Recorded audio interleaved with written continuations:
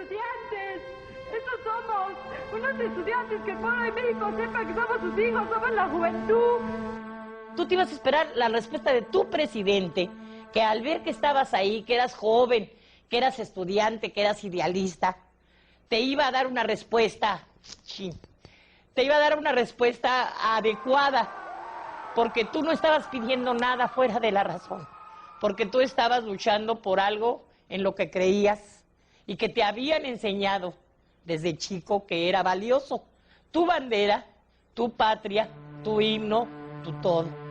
El CNH comprendió los costos de los excesos verbales y simbólicos de la noche anterior. De inmediato reiteró su disposición al diálogo. Aún así, los signos de endurecimiento aumentaron. El ejército apostó tanques en las afueras de la universidad y del Politécnico días antes del informe presidencial. Hemos sido tolerantes hasta excesos criticados, pero todo tiene un límite y no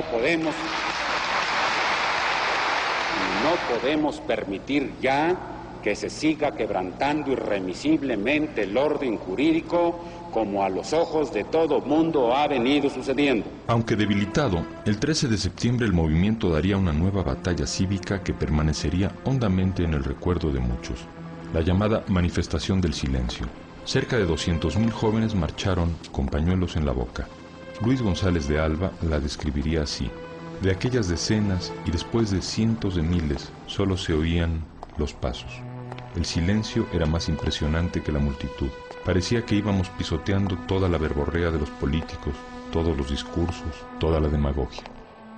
El 18 de septiembre el ejército ocupa la ciudad universitaria y el 24 de septiembre el ejército toma el casco de Santo Tomás después de horas de batalla campal entre estudiantes y policías. Algunos líderes son detenidos y enviados a la cárcel de Lecumberri. La capital del país vive un estado de sitio apenas disfrazado.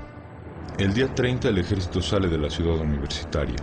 El 2 de octubre 3 líderes estudiantiles iniciaban las pláticas oficiales con representantes del gobierno en la casa de Barrosierra. El movimiento estudiantil declinaba de manera evidente.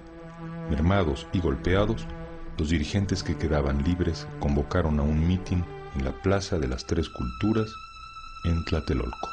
El 2 de octubre se reunieron entre 5 y 10.000 personas en la Plaza de las Tres Culturas, un lugar cerrado con apenas 2 accesos, una verdadera trampa natural. Queríamos que fuera un mitin muy rápido porque acabábamos de salir pues de la ocupación de las escuelas por el ejército. Entonces era llegar y salir rápido.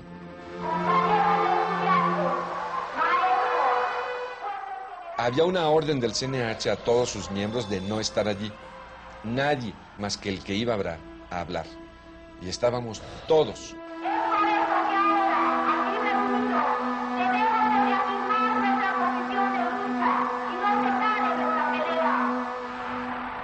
Desde la mañana los tanques se habían apostado en los alrededores de la plaza. Junto a ellos, los soldados limpiaban sus bayonetas. Me dijeron algunas personas que llegaban allí, oye Luis, hay gente muy rara, hay unos muy pelones y traen un guante o un pañuelo blanco en la mano izquierda. Pues, bueno, pues han de ser policías. Se sabría después que se trataba del Batallón Olimpia, entrenado para la seguridad durante los Juegos Olímpicos, que rondaba el edificio Chihuahua donde se hallaban los oradores. Otros llegaban y decían, el ejército está en tal calle. Pues sí, en todo mitin, en toda manifestación, el ejército había estado vigilando a la distancia. No era nada extraordinario, está el ejército, pues sí.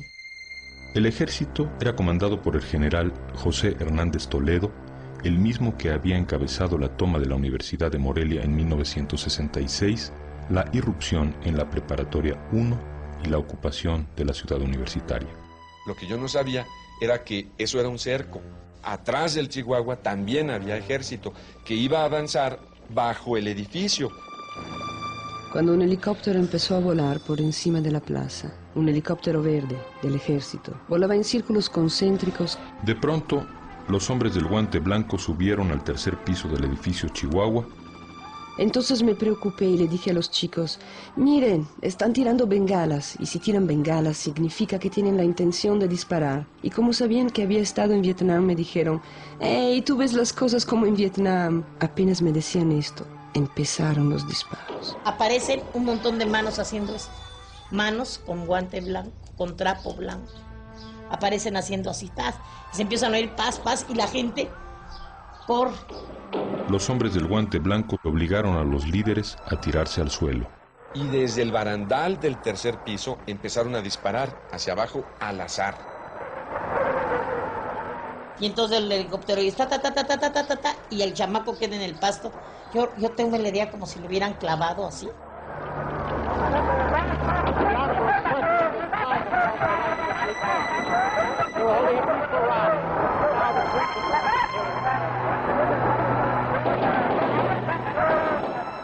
Entonces hubo un momento en que los que estaban disparando desde el barandal en el tercer piso hacia abajo, le dieron a soldados que en ese momento traspasaron el borde del edificio y le empezaron a disparar al batallón Olimpia. Los fusiles no los dirigían hacia arriba, los dirigían hacia abajo. Vi cómo caía la gente, los jóvenes. La misión del ejército, señala Díaz Ordaz en sus memorias, era impedir que los alborotadores tomaran la Secretaría de Relaciones Exteriores que se encuentra en el costado sur de la plaza. Los disparos venían de todas direcciones. Me sentí herida y gritaba que estaba herida, y mis gritos y los de los demás quedaban ahogados por las ráfagas de ametralladora. La matanza continuaba en la plaza. La gente se dispersaba aterrorizada, tratando de escapar de la lluvia de balas que caía sobre ella. El fuego nutrido duró poco más de 1 hora. A las 7:45 una tanqueta disparó contra la plaza. Que el grueso del fuego que se oyó durante tanto rato fue el ejército en ese cerco, con la gente en medio. Y allí vino la gran matanza. En su descripción de los momentos cruciales, el presidente señala: están disparando desde los altos de uno de los edificios cercanos. Son ellos los que están disparando. La balacera dura poco. El ejército respondió a los tiros que no sabía bien de dónde venían. La balacera continuó hasta las 11 de la noche.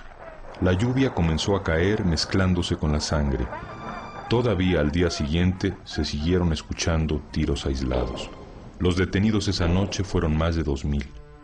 Muchos fueron desnudados, golpeados, vejados.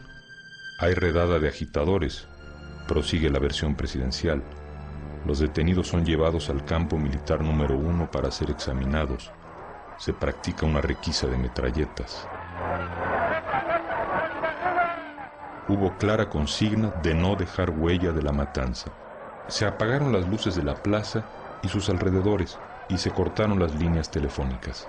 El ejército amenazó a los fotógrafos y a un periodista extranjero, lo hirieron con bayonetas para obligarlo a soltar el rollo de su cámara. Se impidió la entrada de las ambulancias a la plaza. La censura informativa se extendió a los hospitales, donde la policía impedía el paso de quienes llegaban a preguntar por algún familiar. Se contaba con que iba a haber represión, con que podía haber represión, pero no de la magnitud con la que se dio el 2 de octubre. Fue una represión feroz, inusitada, cobarde, que cortó de tajo con el movimiento y con la vida de más de 300 mexicanos. Por fin habían ganado sus muertitos, escribió Díaz Ordaz. En su opinión, lo habían logrado asesinando a sus propios compañeros. El 3 de octubre, la prensa habló de unos 20 muertos. En un libro publicado 3 años después, Elena Poniatowska citó el testimonio de una madre que desde una ventana buscaba a su hijo y que contó 65 cadáveres en un solo lugar. Díaz Ordaz, 9 años después de la matanza, concedió que murieron 40 personas entre estudiantes y militares. La cifra real se desconoce porque los cuerpos desaparecieron. Es probable que fueron quemados. A la mañana siguiente, recuerda un testigo, la plaza estaba roja de sangre que quisieron cubrir con aserrín. No es casual, declaró Octavio Paz un mes más tarde, que los jóvenes hayan caído en la antigua plaza de Tlatelolco. Allí precisamente se encontraba, decía Paz, el templo azteca, Teocalli, donde se hacían sacrificios humanos. Los versos de un poeta náhuatl describían con exactitud lo ocurrido. Y el olor de la sangre mojaba el aire, y el olor de la sangre manchaba el aire.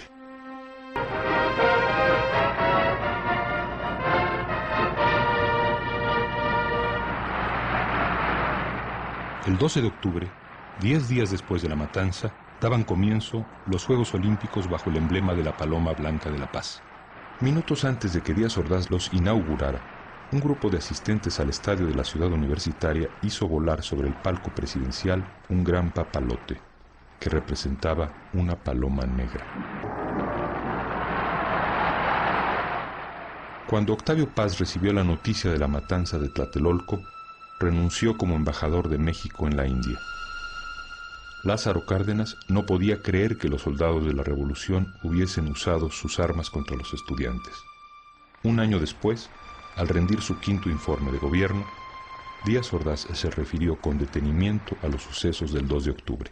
Asumo íntegramente la responsabilidad personal, ética, social, jurídica, política e histórica por las decisiones del gobierno en relación con los sucesos del año pasado.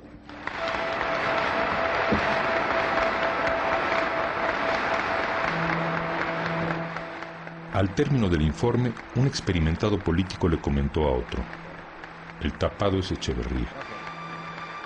Colocando sobre sí toda la responsabilidad por la matanza, Díaz Ordaz le franqueaba a su secretario de Gobernación el camino a la presidencia. Díaz Ordaz estaba seguro de haber resuelto el rompecabezas de la conjura contra México. Lo cierto es que careció de tranquilidad el resto del sexenio. Sus problemas gástricos empeoraron. En 1970, Díaz Ordaz arribó al Estadio Azteca en un helicóptero. Debía inaugurar el Campeonato Mundial de Fútbol y se sometería al veredicto público. El repudio fue general. Lo recibió un plebiscito de chiflidos e insultos. Declaro solemnemente inaugurado el 9º Campeonato Mundial de Fútbol, Copa Jules Rimet.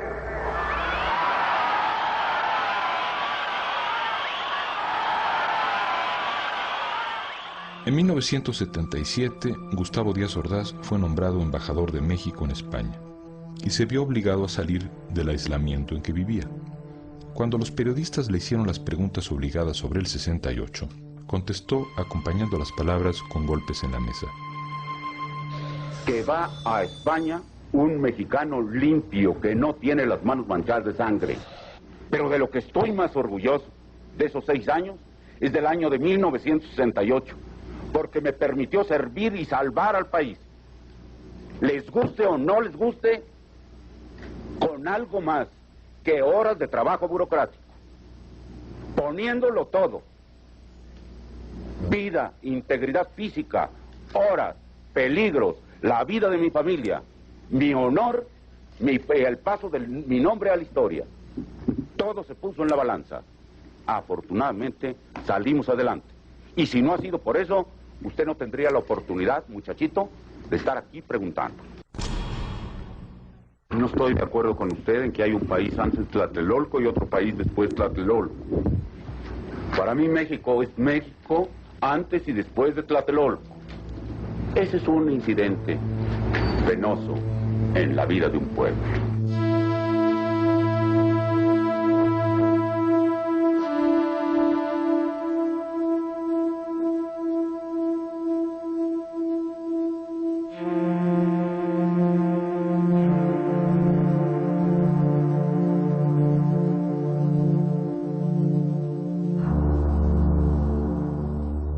Díaz Ordaz murió en 1979 de cáncer en el colon. De todos sus errores de apreciación, ninguno superaría a los contenidos en aquella frase. La historia la reescribiría así: México no fue el mismo antes y después de Tlatelolco, y no lo fue en parte muy importante debido a Tlatelolco.